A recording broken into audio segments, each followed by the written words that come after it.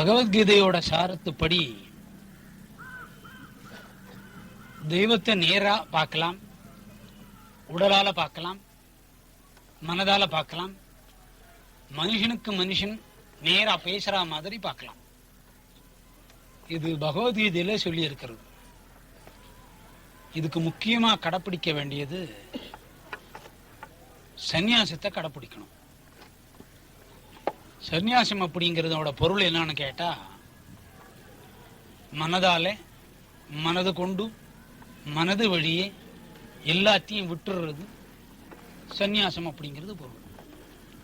கஷ்டத்திலேயோ விரக்திலேயோ முடியாமையிலையோ நம்மளால இயலலை அப்படிங்கிற காரணத்தினாலேயோ விட்டுறது சந்நியாசம் அல்ல. 5 புலனால மனதை கொண்டு உடல் வழியே தீவிரமா முயற்சி பண்ணி துறக்கக்கூடிய சமாச்சாரமே சந்நியாசம் அப்படிங்கிற சமாச்சாரம். இந்த சந்நியாசம் அப்படிங்கிறது யாருமே விரும்ப மாட்டாங்க. யாராவது சன்னியாசம் பண்ணணும்னு விரும்புவீங்களா? எடுத்த உடனே காரு வேணும், பங்களா வேணும், வீட்டுக்கார் நல்லா வரணும், குழந்தை படிக்கணும், இந்த மாதிரி பூஜைக்கு எங்கேயாவது போனால் நல்லா தூங்கணும், 8 சப்பாத்தி ஒன்றா தின்னுட்டு போகணும், இந்த மாதிரிலாம் கவனம் வரும். இந்த சன்னியாசி யோகத்து வழியே போனால் எல்லா காரியங்களும் தீவிரமாக நடந்துடும். இந்த சன்னியாசி அப்படிங்கிறதுக்கு பொருள் என்னன்னு கேட்டால், மனதை கொண்டு மனதால் மனது வழியே திறக்கிறது தான் சன்னியாசி யோகம். அதனால எல்லாத்தையும் திறந்துடுன்னு சொல்லலை. வீட்டில் இருந்துக்கிட்டே கூட சன்னியாசத்தை கடைப்பிடிக்கலாம். இந்த சன்னியாசத்தை கடைப்பிடிக்கணும்னா அதுக்கு 4 வழி உண்டு. அந்த 4 வழி என்னன்னு கேட்டீங்கன்னா, அதுக்கு முதல் பொதுவான தலையங்கம் கர்மா அப்படின்னு சொல்றோம். கர்மா அப்படிங்கிறது என்ன பொருள்னு கேட்டா, செயல் அப்படின்னு பொருள். ஒருத்தரை திட்டினா அது ஒரு வகையான செயல், கர்மான்னு பொருள். ஒருத்தரை விரும்பினா மனதால விரும்புறோம், அதுக்கு கர்மான்னு பொருள். தூங்கிறது கர்மான்னு பொருள், நடக்கிறது கர்மான்னு பொருள். யார் எந்த காரியங்கள் செய்யறாங்களோ அந்த காரியங்களுக்கு பேர் கர்மா, செயலை குறிக்கிறது கர்மா. இந்த கர்மாவை 4 பாகமா பிரிச்சிருக்கிறாங்க. இந்த 4 பாகத்திலையும் கர்மாங்கிற தலைப்பு கொடுத்துட்டு அதுக்கு போர்வையை ஒழுக்கம்னு வச்சிருக்காங்க. சந்நியாசம் வரணும்னா 4 வகையான கர்மாக்களும் ஒழுங்கா செய்யணும். அதுல முதல் கர்மா நித்திய கர்மான்னு பேரு. நித்திய கர்மான்னா வீட்டுல அன்னன்னைக்கு அவங்க பிறந்த குழந்தை முதல் வயதானவங்க வரைக்கும் அன்னைக்கு செய்யக்கூடிய காரியங்களுக்கு கர்மான்னு பேரு. அதுக்கு நித்திய கர்மான்னு பேரு. முதல் கர்மாவுக்கு பேரு. 2வது கர்மாவுக்கு பேரு நைமித்திய கர்மான்னு பேரு. அந்த நைமித்திய கர்மா எந்த காலங்களில் செய்யறோம்னா, ஒரு விசேஷமான பண்டிகை வரும்போது அந்த தேவதைகளை கும்பிடுறது நைமித்திய கர்மான்னு பேரு. அதுலயும் ஒழுக்கம் இருக்கணும். 3வது காமிய கர்மான்னு பேரு. காமிய கர்மாங்கிறது நம்ம இஷ்டமான பலன்கள் வேண்டி அந்த பலனுக்கோசரம் பலனை எதிர்பார்த்து அந்த பலன் வேண்டி செய்யக்கூடிய பூஜைகளுக்கு பேரு காமிய கர்மான்னு பேரு. 4வது கர்மாவுக்கு பேரு நிஷத் கர்மான்னு பேரு. இந்த 4வது கர்மா எந்த விதமான தகாத காரியங்கள் செய்யக்கூடாதுன்னு சொல்றது நிஷத் கர்மான்னு பேரு. இந்த நிஷத் கர்மாவை கொண்டு போய் 4ல வச்சுட்டாங்க. ஏன் 4ல வச்சாங்கன்னு கேட்டீங்கன்னா, எடுத்த உடனே கெட்டதை செய்ய வேணாம் அப்படின்னா யாராவது ஒத்துப்பாங்களோ? பக்குவமா சொல்லணும். எம்மா அடுத்த முறை வரும்போது 8 சப்பாத்தி சாப்பிட்டு வா, இது 4 பத்தாது, இந்த மாதிரி பக்குவமா சொன்ன என்ன பண்ணுவாங்க? கேட்பாங்க. அதனாலே தவறுதல் செய்யக்கூடாதுங்கிற சமாச்சாரத்துல 4ல கொண்டு போய் வச்சார். அந்த யோகாவுக்கு பேரு, கர்மாவுக்கு பேரு நிஷத் கர்மான்னு பேரு. கர்மாவுக்கு இன்னொரு தலையங்கம் யோகான்னு பேரு. யோகான்னாலும் கர்மான்னாலும் ஒண்ணு. அதனால்தான் 18 அத்தியாயங்களுக்கும் 18 யோகா அப்படின்னு பேர் வச்சார். இங்க அந்த யோகாவை சந்நியாசத்துல 4 கர்மாவா பிரிக்கணும். கடைசி 4வது கர்மா நிஷத் கர்மா உண்டு. அதுக்கு பொருள் என்னன்னா, கெட்டதே செய்யக்கூடாது. அதை 4ல சொல்றாரு. இறுதியா உறுதியா சொல்றாரு. இறுதியாவும் உறுதியாவும் சொல்றாரு. கடுமையா சொல்றார். இந்த நிஷாத் கர்மாவை பத்தி சொல்றார். இந்த நாளம் ஒழுங்கானாக்கா சந்நியாசம் தன்னால வந்துடும். இந்த சந்நியாசத்துக்கு அடுத்தது தியானம் அப்படிங்கிறது சொல்றோம். தியானம், இந்த தியானம் அப்படிங்கிற தலையங்கம் 6வது சேரும். தியானம் அப்படிங்கிற தலையங்கம் 6ல வந்து நிக்குது. முதல் தலையங்கத்துக்கு பேரு விஷாதி யோகம்னு பேரு, 2வது தலையங்கத்துக்கு பேரு சாங்கிய யோகம்னு பேரு, 3வது தலையங்கத்துக்கு பேரு கர்மா அப்படின்னு பேரு கர்ம யோகா, 4வது தலையங்கத்துக்கு பேரு கர்ம சந்நியாசி ஞான யோகான்னு பேரு, 4வதுக்கு கர்மா சந்நியாச ஞான யோகா அப்படின்னு பேரு, 5வதுக்கு சந்நியாசி யோகான்னு பேரு, 6வதுக்கு தியான யோகா. எடுத்த உடனே தியானம் பழகுனா யாரும் பழக மாட்டாங்க. இந்த தியானம் வந்து எதை அடிப்படையா வர்றதுன்னா பக்தி அடிப்படையா வருது. இந்த பக்தி கூட இந்த பிறவில இருந்தே யாரும் செஞ்சிட மாட்டாங்க, பல பிறவியா பண்ணணும்.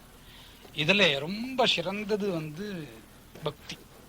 இந்த பக்தி பண்றவாளுக்கு தெய்வங்கள் பேசுற மாதிரி, நடக்கிற மாதிரி, தன்னோட சாப்பிட்ற மாதிரி, தான் அதோட இருக்கிற மாதிரி, அவரோட நடக்கிற மாதிரி, அவரோட ராஜ்யத்தை நம்ம பரிபாலனம் பண்ற மாதிரி ஒரு விளையாட்டை காட்டுவாங்க. எந்த மாதிரி விளையாட்டை காட்டுவாங்க? சிறு குழந்தையோட பாட்டனார் தவழ்ற மாதிரி, சிறு குழந்தையோட பாட்டனார் தவழ்ற மாதிரி. அது எதனோட அடிப்படையில வந்தது? பக்தி யோகாவோட அடிப்படையில் வந்தது.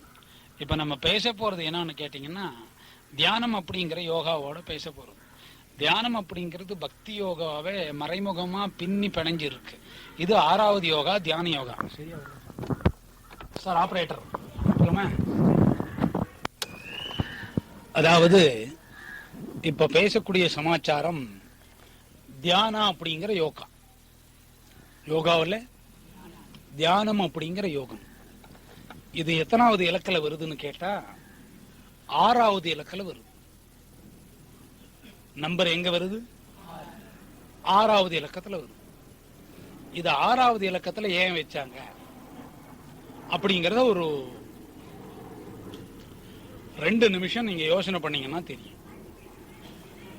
6வது இலக்கத்தை பத்தி சொல்ல ஆரம்பிச்சா அது ஒரு 2 மணி நேரம் சொல்ல வேண்டியது வரும்.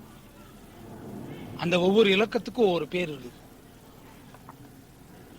ஒவ்வொரு இலக்கமும் உடம்புலயே இருக்கு. அதுக்கு 6 ஆதாரம்னு பேர். என்ன ஆதாரம்? 6 ஆதாரம்.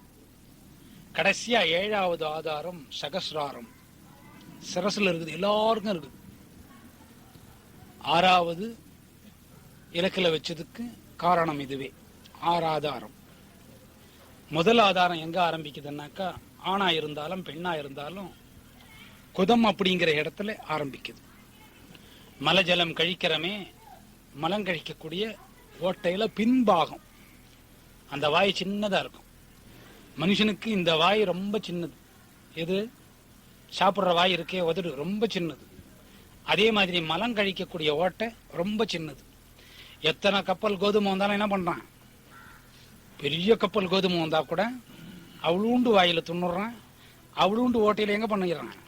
மறுபடியும் கார்பரேஷனுக்கு போய் அது கடலுக்கே போடுது. கப்பல்ல இருந்து வந்த கோதுமை என்ன ஆச்சு? உருமாறி மறுபடியும் கடலுக்கே போடுது. இந்த ஆதாரம் இங்கிருந்து ஆரம்பம். எங்கிருந்து? மலங்கழிக்கிற இடத்துல இருந்து ஆதாரம் ஆரம்பம். அப்ப இறைவன் எந்த மாதிரி இடத்துல ஒடுங்கி இருக்கிறாரு? அவ்வளவு கீழ்நிலையில ஒடுங்கி இருக்கிறார். அங்க இருந்து ஒரு ஆதாரம் ஆரம்பிச்சு கடைசியா சிரசுல வந்து முடிகிறார். சிரசுக்கு 7வது ஆதாரம். ஒவ்வொரு ஆதாரத்துக்கும் ஒவ்வொரு பேர். இந்த 6வது ஆதாரம் அப்படிங்கிறது புருவ மத்திக்கு இடையில வந்து நின்று போகும். கழுத்துக்கும் புருவ மத்திக்கு. இதுக்கப்புறம் மேல ஏறுற இடம் தான் 21 நாள் அவகாசம். சிலர் உலக சேமத்துக்கு இருப்பாங்க, சிலர் இந்த உடலே வேணான்னு சொல்லிட்டு விட்டுட்டு கபால மோட்சம்னு பேர் அப்படி போறது.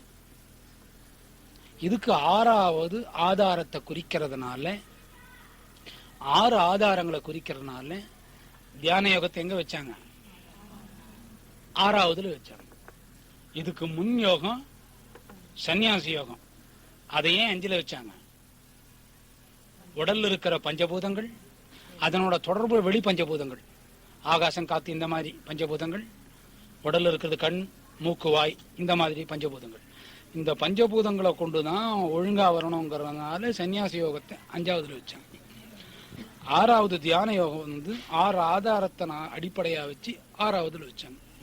இப்ப யோகங்கள் கூட அதை தொகுத்து பகுத்து வகுத்து வச்சிருக்கிறாங்க.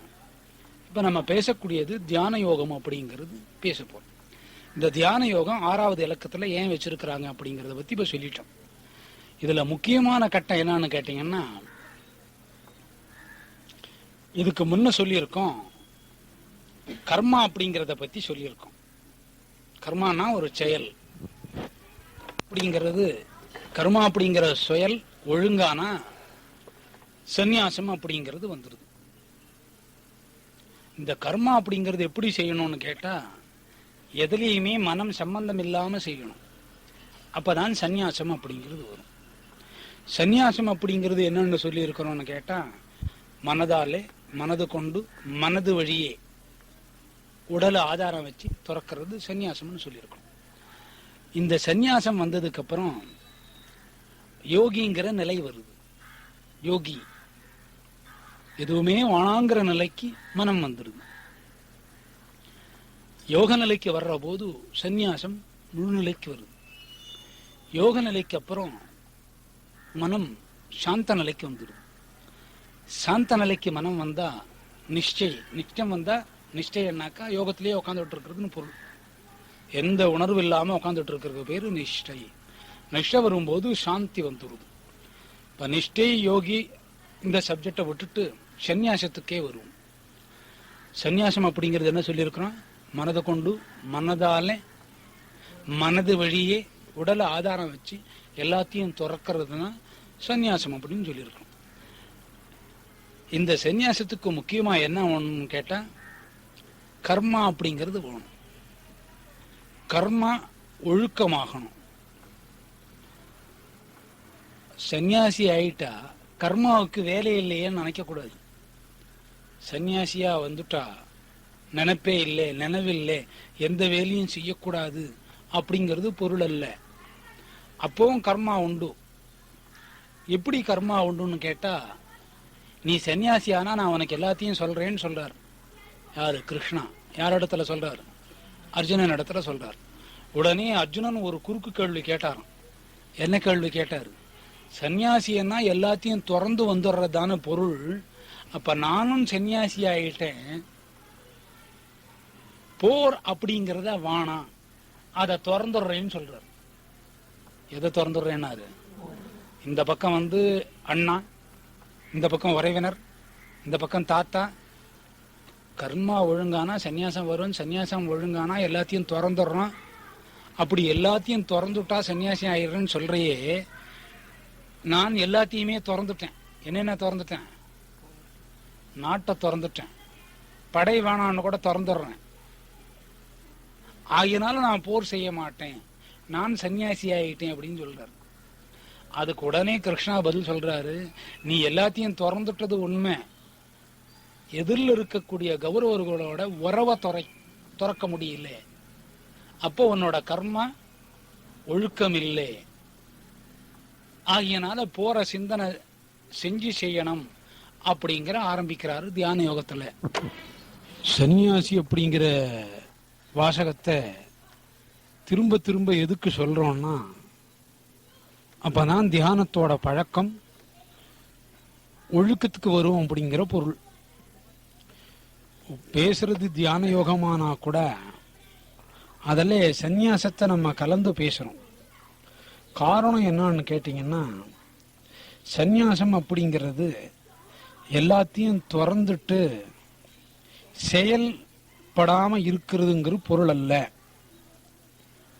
எல்லா நிலைகளையும் திறந்து சன்னியாசி ஆயிட்டு செயலற்று இருப்பதுங்கிறது பொருள் அல்ல. ஏன் இந்த பொருள் அல்ல அப்படிங்கிறது சொல்றோமானாக்கா, அர்ஜுனனுக்கு தவறுதனால ஒரு எண்ணம் வந்தது. சன்னியாசி அப்படிங்கிறதுக்கு என்ன பொருள் எடுத்துட்டாரு? எல்லாத்தையும் திறந்துட்டா செயல்படாம இருக்கலாங்கிற ஒரு அர்த்தத்துக்கு வந்துட்டார். அர்ஜுனன். செயலற்று இருப்பதுங்கிறத அர்த்தமா எடுத்துட்டார் அர்ஜுனன்.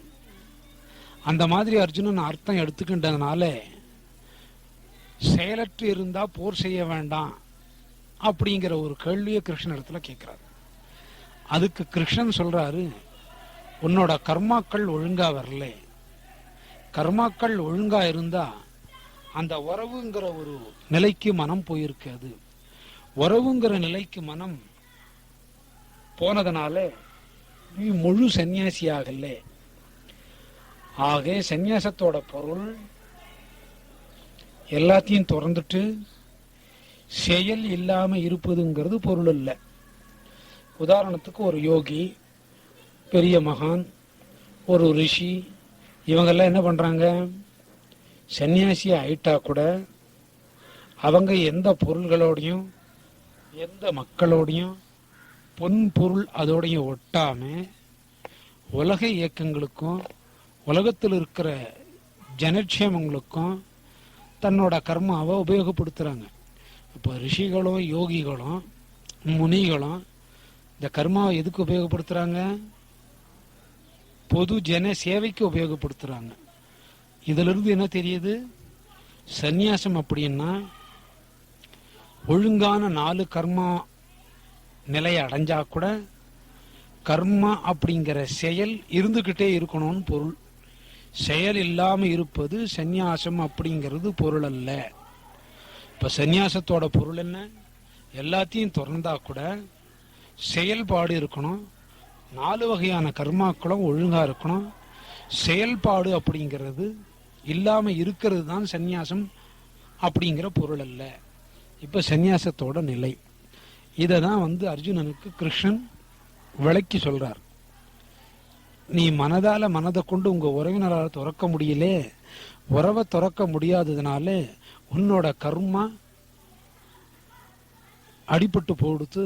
ஆகையினால நீ உங்க உறவினரை மறக்கிறதே ஒரு கர்மா. இந்த உறவினரை மறந்தா என்னென்ன கிடைக்குதுங்கன்னா சந்நியாசம் ஒழுங்கா கிடைக்குது. சந்நியாசம் ஒழுங்கா கிடைச்சா கர்மாங்கிற போற ஒழுங்கா செய்யற. சந்நியாசத்துக்கு அப்புறம் கூட கர்மா ஒழுக்கமான செயல்ல ஈடுபடுது.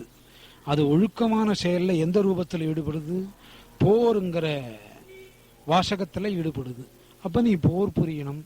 சன்னியாசிங்கிறதோட பொருளை தவறுதலா புரிஞ்சுக்கிட்டு இருக்கிற அப்படிங்கிறத கிருஷ்ணன் அர்ஜுனனுக்கு சொல்றார்.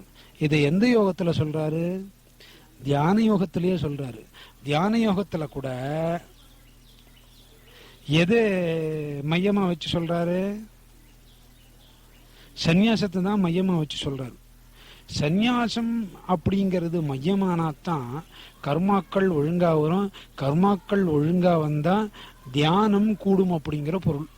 இப்ப இதுவரைக்கும் தியானம் அப்படிங்கிற தலையங்கத்துல அந்த போர்வையிலேயே 4 கர்மாவையும் சொல்லி 4 கர்மாவோட ஒழுக்கத்தையும் சொல்லி சந்நியாசத்தையும் சொல்லி சந்நியாசத்தோட ஒழுக்கத்தையும் சொல்லி சந்நியாசம் அப்படின்னா பொருள் என்னன்னா செயல்படாத இருக்கிறதுன்னு பொருள் அல்ல அப்படிங்கிறதையும் அர்ஜுனனுக்கு கிருஷ்ணன் சொல்றதா பார்த்தோம். இப்ப தியான யோகத்திலேயே மறைமுகமா எதை வலுவா சொல்றாரு? சந்நியாசி யோகத்தை வலுவா சொல்றாரு. அதாவது சந்நியாசம் அப்படிங்கிறதுக்கு என்ன வேணும்? சந்நியாசம்னா ஏதாவது ஒரு தகுதி வேணுமே. அதுக்கு என்ன அடிப்படை வேணும்னு கேட்டா சந்நியாசத்துக்கு என்ன அடிப்படை வேணும்? என்ன வேணும்? யோசனை பண்ணா தெரியும். ஆசை வரணும். ஆசை வந்தா தான் சன்னியாசி ஆகலாம். என்னங்க ரொம்ப குழப்பறீங்க? ஆசையை விட்டாதான் சன்னியாசி நீங்க இப்ப சொல்றீங்க. ஆசை வந்தா தான் சன்னியாசின்றீங்க. ஆசை வந்தா தான் சன்னியாசி. எந்த வகையான ஆசை வரணும்? ஆசை இப்ப 2 கூறா பிரிங்க. உலக இயக்கத்துல உள்ள பொருள்ல மனம் பதியறது ஒரு வகை ஆசை இல்லையா? உதாரணத்துக்கு இந்த வீட்டை வாங்கிடணும், அது ஒரு ஆசை. இந்த பெண்ணை கல்யாணம் பண்ணிக்கணும், அது ஒரு வகையான ஆசை. எப்படியாவது உத்தியோகத்தை வாங்கி அதில் அந்த சீட்டில் உக்காந்துடணும், இந்த மாதிரி ஆசை. இதுக்கு அடிப்படையாக என்ன முயற்சி? ஆசை. அந்த முயற்சி ஆசை ரூபத்தில் வேலை செய்யுது. ஆசையை திறந்தாதான் சன்னியாசின்னு சொல்லியிருக்கிறோம். ஆனால் இப்போ ஆசை வேணுங்கிறத சொல்கிறோம். எந்த விதமான ஆசை வேணும்? உலக இயக்கத்தில் இருக்கக்கூடிய ஆசையை திறந்துட்டு எதில் ஆசையை நிற்க வைக்கணும்? சந்நியாசத்தில் ஆசையை நிற்க வைக்கணும். ஆசையை 2 கூறா பிரிச்சிருக்கிறோம். கண்ணால் பார்க்குறோம், அந்த பொருளை அடையணும்னு நினைக்கிறோம். கண்ணால் பார்க்கறதெல்லாம் புலன் வழியே பல நுகர்றோம், அது ஒரு வகை ஆசை. அதே ஆசையை எந்த பக்கம் திருப்பி வைக்கணும்? சந்நியாசி அப்படிங்கிற நிலையில மனசை திருப்பணும். இப்போ ஆசை 2 வகையா வேலை செய்யுது இல்லையா? ஒன்று புறப்பொருள், இன்னொன்று உள்ள இருக்கிற பொருள். சந்நியாசத்து மேலேயே மனதை முழுசா திருப்பி அது மேலே ஆசையை வைக்கணும். அப்படி ஆசை வச்சா சந்நியாசம் கூடும். அந்த ஆசைக்கு எது ஆதாரமா இருக்கிறது? மனம். மனம்தான் ஆதாரமா இருக்குது. அந்த மனதுக்கு ஒரு உறுதியை கொண்டாடணும். என்ன விதமான உறுதியை கொண்டாடணும்? சங்கல்பம்னு பேர். சங்கல்பம். சங்கல்பம்னாக்கா வேண்டுதல். வேண்டுதல் அப்படிங்கிறது சங்கல்பம். சந்நியாசம் கூட நம்ம கையில் இல்லைன்னு பொருள். அதை கூட யார்கிட்ட வேண்டிக்கணும்? இறைவன்கிட்ட வேண்டிக்கிட்டாதான் ஆசையே சந்நியாசமாகி, சந்நியாசமே ஆசையாகி, உறுதியா அதிலேயே முடிவா மனம் நிற்கிறதுக்கு சங்கல்பம்னு பேர். என்ன வரணும்? சங்கல்பம் வரணும். ஒரு பதவிக்கு போற போது உறுதிமொழின்னு எடுத்துப்பாங்க. இப்ப சட்டத்துக்கு போகும்போது ஒரு உறுதிமொழி எடுப்பாங்க. புஸ்தகத்தை கொடுத்து என்ன சொல்லுவாங்க? ஆமா, இந்த மாதிரி நான் சொல்வதெல்லாம் சத்தியம் அப்படின்னு ஒரு வார்த்தை சொல்லுவாங்க. அதே மாதிரி ஒரு கோயிலுக்கு போனீங்கன்னா நீங்க என்ன கோத்திரங்க, உங்க நட்சத்திரம் என்ன, உங்க பேர் என்ன அப்படிங்கிறது சங்கல்பம்னு பேர். இந்த சங்கல்பம் சாதாரண இடத்துல இருந்து மேல் இடத்து வரைக்கும் இருக்குது. இந்த சங்கல்பமே ஒரு ஆட்சியில வரும்போது அது ஒரு சங்கல்பம் எடுத்துக்கிறாங்க, உறுதிமொழின்னு சொல்றோம். ஆகிய மனதுக்கு என்ன வேணும்? ஆசை வேணும். ஆசையை நிறைவேற்றிக்கிறதுக்கு உறுதி வேணும். அந்த உறுதியோ அப்படிங்கிற சொல்லுக்கு மேலான சொல், மிகப்பெரிய சொல் சங்கல்பம்னு பேர். இந்த காரியத்தை இன்னைக்கு முடிச்சிட வேண்டிய சங்கல்பம் எடுக்கிறோம் இல்லையா? அந்த சங்கல்பம் அப்படிங்கிறத மனதை கொண்டு மனதிலேயே நிறுத்தினாக்கா சந்நியாசம் வரும். இப்ப சந்நியாசத்துக்கு 2 வேணும். என்னென்ன? ஒன்று ஆசை, இன்னொன்று சங்கல்பம். ஆசைங்கிறத 2 பாகமா பிரிக்கிறோம். வெளி உலக இன்பங்கள், புலன் வழியா அனுபவிக்கிற இன்பங்கள், அது ஒரு வகையான ஆசை. தொடர்ந்து துறவியே ஆகணுங்கிற ஒரு ஆசை. இந்த 2வது ஆசைக்கு தான் இங்க நடைமுறைக்கு கொண்டு வரணும். ஆசையை நடைமுறைக்கு கொண்டாந்தா பத்தாது, அதை செயல்பாடுக்கு கொண்டு வரணும். அதுக்கு ஒரு உறுதிமொழி வேணும். அந்த உறுதிமொழிக்கு பேர் என்ன? சங்கல்பம். இப்ப 3 வகையா மாத்தி சொல்லியிருக்கோம். சந்நியாசம்னா இதுக்கு முன்னாலே கர்மங்கள் ஒழுங்கா வரணும், அதுக்கு 4 கர்மா சொன்னோம்.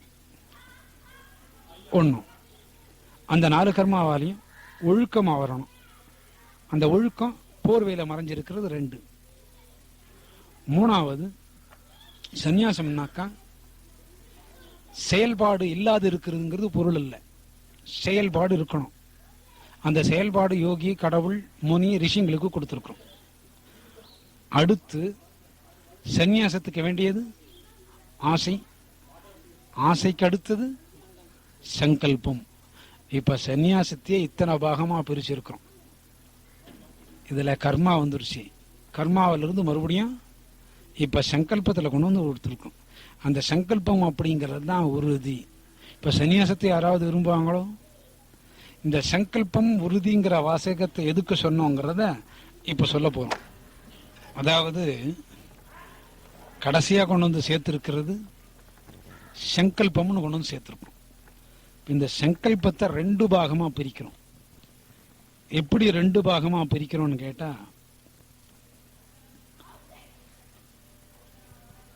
ஆசைய உறுதியா துறக்கிறது ஒரு பாகம், ஆசைய உறுதியா துறக்கிறது ஒரு பாகம், அது சங்கல்பம்.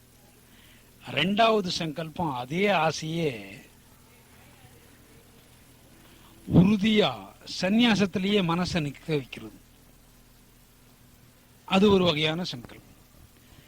இந்த சங்கல்பம் ரெண்டு பாகமா பிரிஞ்சு சந்நியாசங்க எதை எடுத்துக்கிறாங்க? உறுதியா இறுதியாவும்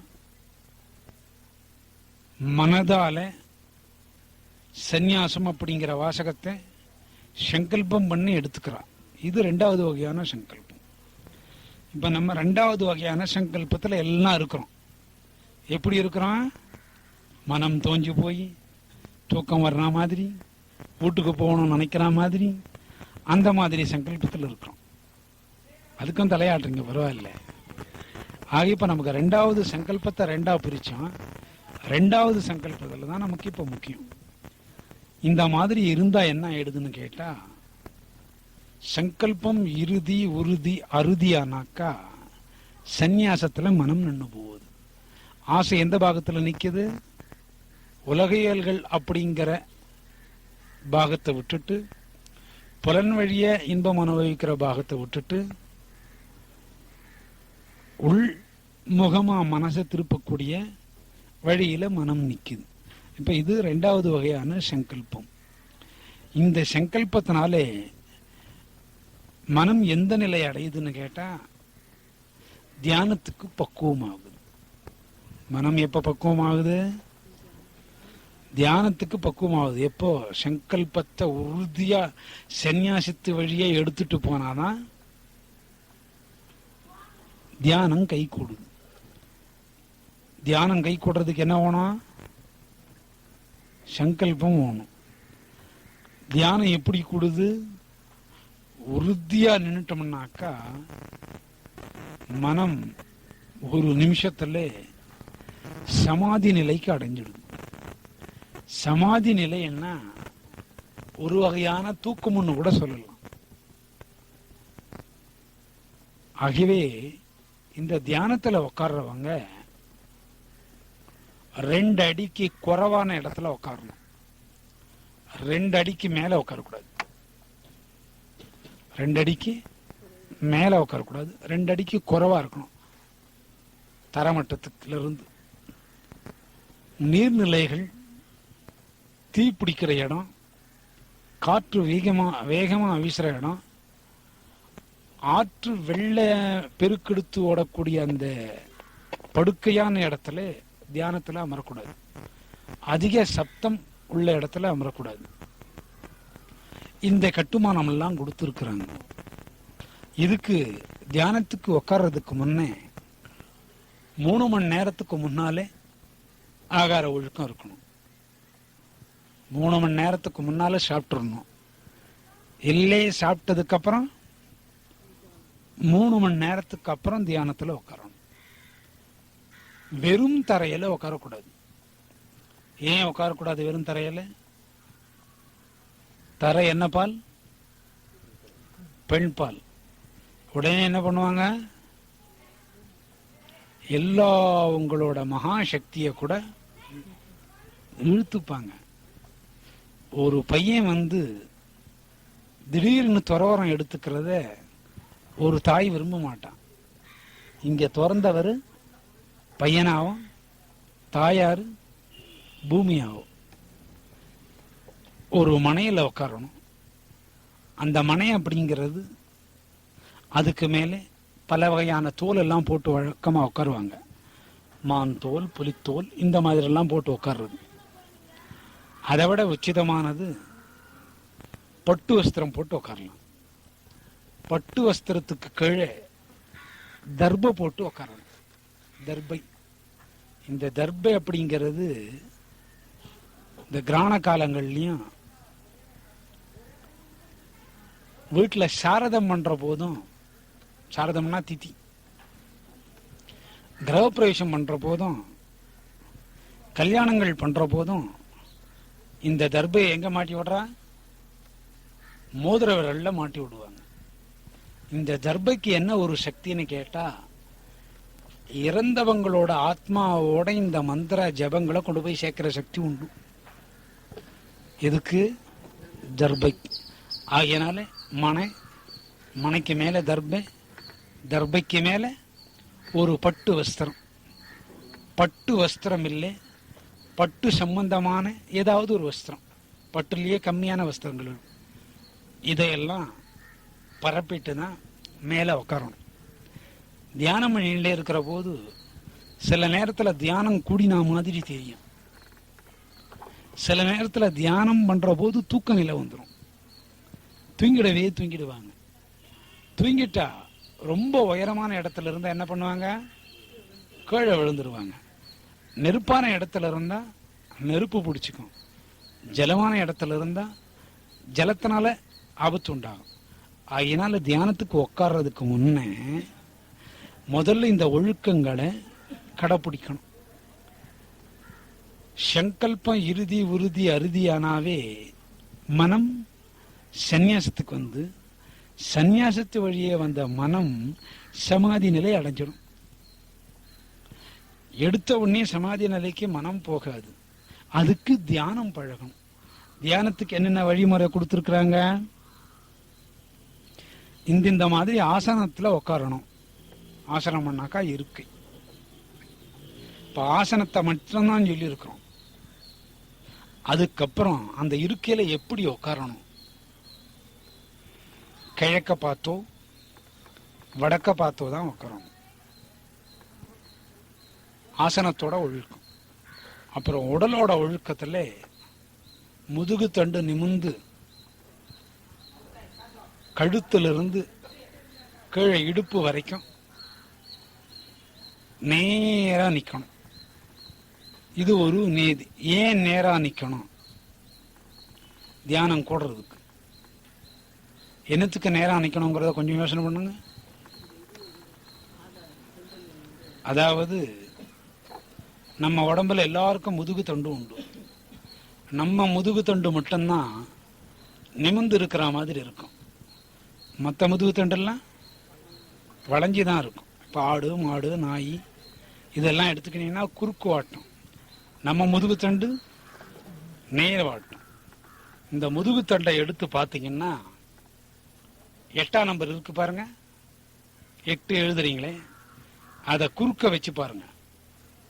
உதாரணத்துக்கு ஏதாவது ஒரு chain, motor bike chain, cycle chain வருது பாருங்க, குறுக்கு வாட்டத்தில் 8 நிறுத்தினீங்கன்னா அந்த மாதிரி இருக்கும். எது? முதுகு தண்டு. இந்த 8 பகுத்து பார்த்தீங்கன்னா 2 ஓட்டை. அந்த 2 ஓட்டையும் ஒன்னா சேர்க்கிற மைய ஓட்டை 8ஆம் நம்பரை பார்த்தீங்கன்னா இருக்கும், 8ல பார்த்தீங்கன்னா இருக்கும். இந்த முதுகு தண்டு நேரானாக்கா 3 வகையான முனைகள் சேருது. இடாமனை, இன்னொன்னு வலது இடது நாசிமனை சேருது. ஆமா. அப்புறம் அதுலயே நடுபாகம் சூட்சமமா சேருது. எதுல இருக்கு? முதுகு தண்டுல இருக்குது. ஆசனத்தோட எல்லாமே ஆசனம் உட்கார்றவங்க இந்த மாதிரி நேரான முறையில் உட்காரணும். இந்த மாதிரி உட்கார்ந்து தியானம் பழகணும். அப்புறம் தியானம் அப்படிங்கிறது என்ன அப்படிங்கிறத அதுக்கப்புறமா சொல்லலாம். தியானம்னு சொன்னா, தியானம் அப்படிங்கிறது எப்படி உட்காரணும்னு சொன்னா, தியானத்தோட உட்கார்றது மட்டும் இல்லாம தியானம் எந்த மாதிரி சூழ்நிலையில உட்காரணும்னு சொல்லிட்டோம். இப்போ தியானம் அப்படிங்கிறது என்ன அப்படிங்கிறத ஒரு நிமிஷம் யோசனை பண்ணுவோம். தியானம்னா பழக பழக பழக உடல் அசையாது, மனம் ஒண்ணு வேலை செய்து பாருங்க, அது வெளியே உலகத்துல இருந்து திரும்பி நேரா உள்ளுக்குள்ள போடும். எது? மனம். அந்த உள்ளுக்குள்ள போற போது அது ஆண்டவன் இடத்துல இருக்கும். அது எவ்வளவு நேரம் இருக்கும்னா தொடர்ந்து இருக்காது. எவ்வளவு நேரம் இருக்கும்னா ஒரு சில நிமிஷங்கள் தான் இருக்கும். சில நிமிஷங்கள். இந்த சில நிமிஷங்கள் முதல்ல ஆரம்பமாகி அதுக்கப்புறம் அது மேல மேல மேல மேல மேல மேல மேல மேல மேல மேல நகர்ந்துட்டே போய் மணி கூடும். அப்ப தியானத்துல கூட மனம் உள்முகமா போற போது அந்த இடத்துல பர்மனண்டா இல்லைன்னு அர்த்தம். இப்ப எப்படி இருக்கு அந்த இடத்துல? டெம்பரவரி போஸ்ட் தான். எதுக்கு? இவ்வளோ காலமெல்லாம் கஷ்டப்பட்டு இப்படி எல்லாம் வந்து சன்னியாசியாகி சங்கல்பம் எடுத்து ஆசை ரெண்டா பிரிச்சு, ஒரு ஆசை வெளி உலகத்துல இருக்கிற திருப்பி மறு ஆசையான சங்கல்பம் உள்முகத்துக்கு திருப்பி கொண்டு வந்து சந்நியாசத்தை உறுதிப்படுத்தி அந்த சந்நியாசத்தை வழியே சங்கல்பத்தை எடுத்து சங்கல்பத்தை ரெண்டா பிரிச்சு அந்த சங்கல்பத்தையும் உறுதியாக்கி ஆண்டவனை பார்க்கறதே சரின்னு சந்நியாசமாய் தியானத்துல உக்காந்தா வெளியில் இருக்கிற நினைவெல்லாம் உள்ள போய் சமாதி நிலை அடையும்னு பொருள். அது எவ்வளவு நேரத்துக்கு இருக்கும்? ஒரு சில நிமிடங்கள்லாம் தீரும். அது தற்செயலா வந்து வெளியில் இருக்கிற தொடர்புகளை அறுத்தெடுக்கிறதுக்கு தான் தியானம்னு ஒரு பொருள். மனதுக்கும் வெளியில் இருக்கிற பொருளுக்கும் உள்ள தொடர்பை அறுத்தெடுக்கிறதுக்கோட பொருள் தியானம். இப்போ உதாரணத்துக்கு ஒரு ரண சிகிச்சை செய்யறாங்க. ரண சிகிச்சை பண்ற போது ரத்தமெல்லாம் வெளியில ஓடியாருது. அந்த எந்த இடத்துல அறுத்தாங்களோ அந்த டியூப் என்ன பண்ணுவாங்க, இன்னொரு ரத்த பாட்டில வச்சுட்டு அதோட கனெக்ஷன் கொடுத்துருவாங்க. கொடுத்துட்றாங்களோ இல்லையோ? இந்த இடத்த தொடர்பை துண்டிக்க வச்சுட்டு பிளட் சர்க்குலேஷன் தேவைங்கிறதுனால கனெக்ஷனை கொடுத்துட்றாங்க. இன்னொரு இடத்துல ரத்தத்தை தற்காலிகமா எடுத்து அந்த ரத்தத்தை உடலுக்குள்ள செலுத்தி சொல்லிட்டு வர்ற மாதிரி பண்றாங்க. அதே மாதிரி தியானத்தினால வெளியில் இருக்கிற மனோநிலையை துண்டிக்க வச்சு அந்த மனோநிலை எங்க வருது? உடலுக்குள்ளேயே நிக்குது. இதுதான் தியானம். இது என்னங்க ஒரு நாள்ல கூடிடுமா? ஒரு நாள்ல கூடாது. இதுக்கு பிரம்மச்சாரியம் அப்படிங்கிறது 12 வருஷ காலம் கடைபிடிக்கணும். 12 வருஷம். எத்தனை வருஷ காலம்? ஆமா, 12 வருஷ காலம் பிரம்மச்சாரியத்தை கடைபிடிச்சா அதுக்கப்புறம் இது பலன் கூடி அடுத்த 12 வருஷம் செயல் ரூபத்துக்கு வந்துடும். இல்லைங்க, எங்க சம்சாரம் தாங்க இன்னைக்கு ரொம்ப அழகா கண்ணுக்கு தெரிஞ்சாங்கன்னு சொன்னாவே வீட்டுக்காரனும் வீட்டுக்காரியம், வேற ஆள் கிடையாதுங்க. இன்னைக்கு எங்க சம்சாரம் ரொம்ப அழகா இருந்தாங்க,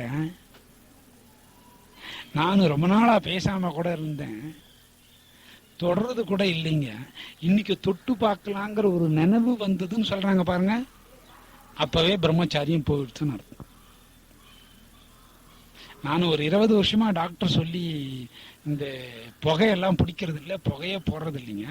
அது என்னமோ ஒரு வாரமா ஒரு மாதிரியா நினைவு இருக்குதுங்க, புகை போடணும், புகையில உபயோகப்படுத்தணும். அப்ப அந்த நினைவுல என்ன போச்சு? பிரம்மச்சாரியம் இல்லைன்னு அர்த்தம். பிரம்மச்சாரியம் எதில் கூட வரணும்? மனதை கொண்டு நினைவுல கூட வரணும். அப்பதான் தியானம் கை கூடும். தியானத்துக்கு அடிப்படை என்ன? பிரம்மச்சாரியம். அடுத்து சொல்ல போறது பிரம்மச்சாரியத்தை பத்தி சொல்றோம். பிரம்மச்சாரியம் அப்படின்னு சொல்றது கடைப்பிடிக்கிறதே 12 வருஷ காலம் தொடர்ந்து அதை செயலுக்கு கொண்டாடணும்.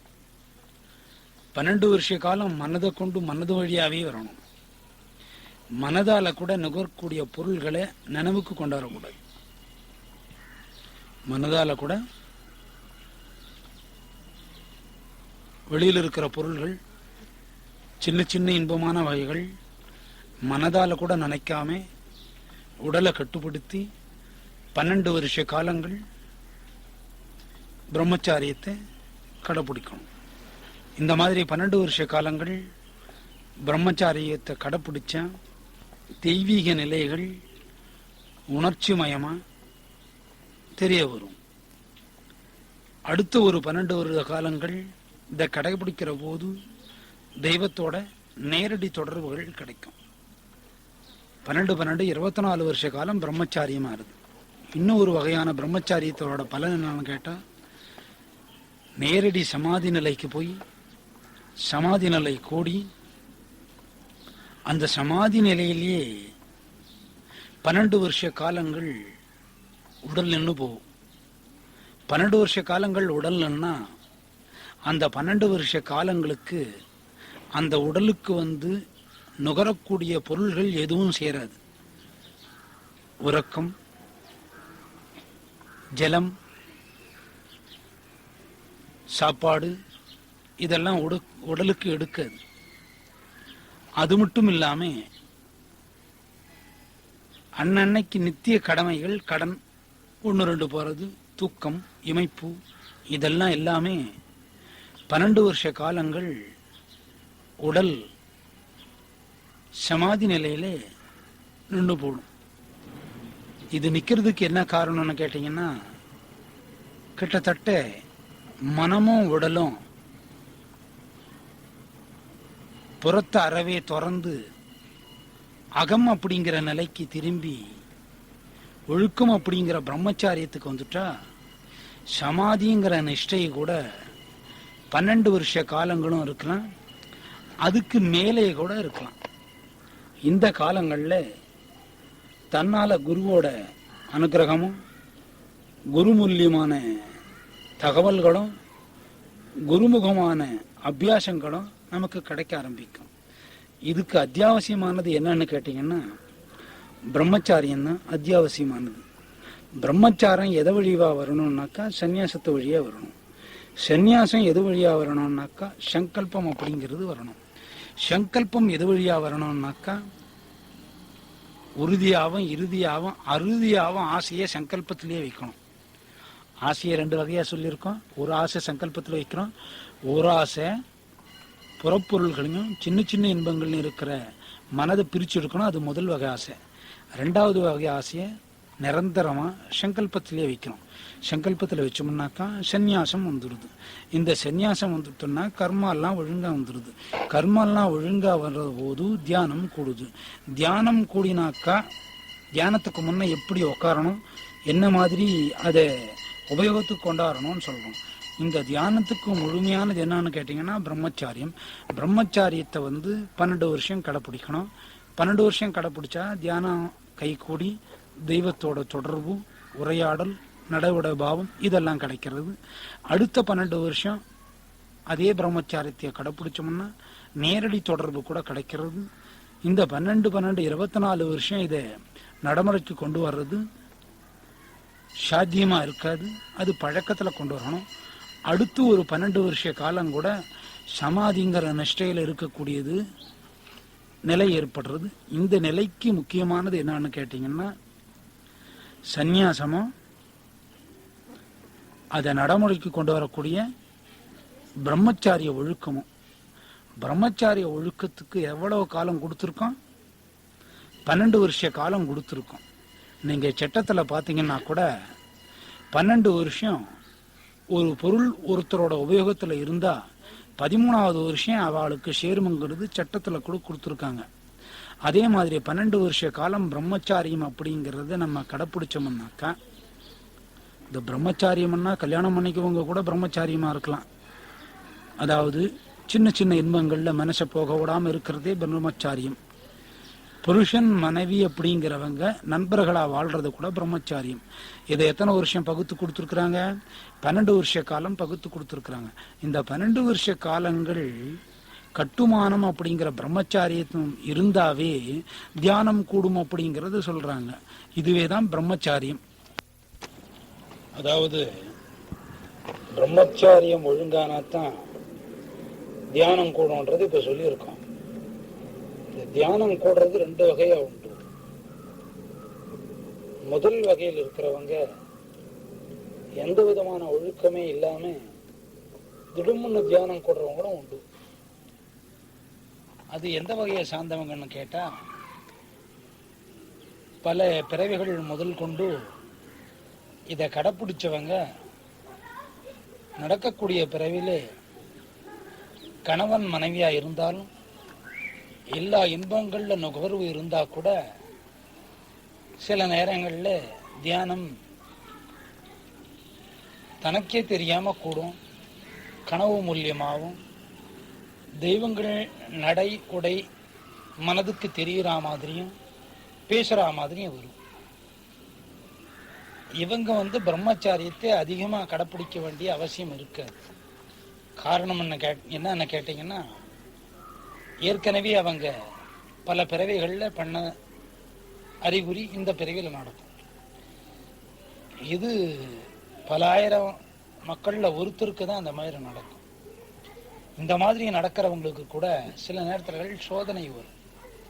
இந்த மாதிரி நடக்கிற போது இவங்க என்ன நினைப்பாங்க, இதுவே ஒரு அதிசயமா நின்று அந்த இடத்த நின்றுடுவாங்க. ஆக இது ஒரு வகையான பிரம்மச்சாரியம். அதாவது போன ஜென்மா கர்மா வினையால இப்ப இருக்கிற நடக்கக்கூடிய பிறவில பிரம்மச்சாரிய ஒழுக்கம் இல்லைன்னா கூட உடனடியா கூடி தியானத்துக்கு போயிடுவாங்க. அதுக்கு உதாரணமா எதை சொல்லலாம்னு கேட்டீங்கன்னா, உதாரணத்துக்கு ஒரு பெருங்காய டப்பு எடுத்துக்கிட்டீங்கன்னா, பெருங்காயம் தீந்து போனா கூட அதுல வாசம் இருக்கும். பெருங்காயம் வாங்கிட்டு வந்தவங்க அந்த மேல் மூடிய திறந்த உடனே வாசம் வரும்போதே பெருங்காயத்தை அதுல போட்டுருவாங்க. இப்ப ஏற்கனவே அதுல பெருங்காயத்தோட வாசம் இருந்ததுனால புது பெருங்காயம் அதுல போய் சேர்ந்தது. அதே மாதிரி பிரம்மச்சாரிய ஒழுக்கம் இந்த நடக்கக்கூடிய பிறவில இல்லைன்னா கூட முன் பிறவில இவங்க இதனோட தொடர்பு இருந்தா இந்த காலங்கள்ல நடக்கக்கூடிய பிறவில தியானங்கள் கூடும். இருந்தா கூட இவங்களுக்கு கூட பிரம்மச்சாரியம் அப்படிங்கிறது ரொம்ப முக்கியமானது. காரணம் என்னன்னு கேட்டீங்கன்னா, மேல மேல மேல தியானங்கள் கை கூடணும். மேல இந்த தியானம் அப்படிங்கிறது கை கூடுறதுக்கு இவங்களுக்கு அந்த பிரம்மச்சாரியம் தேவை.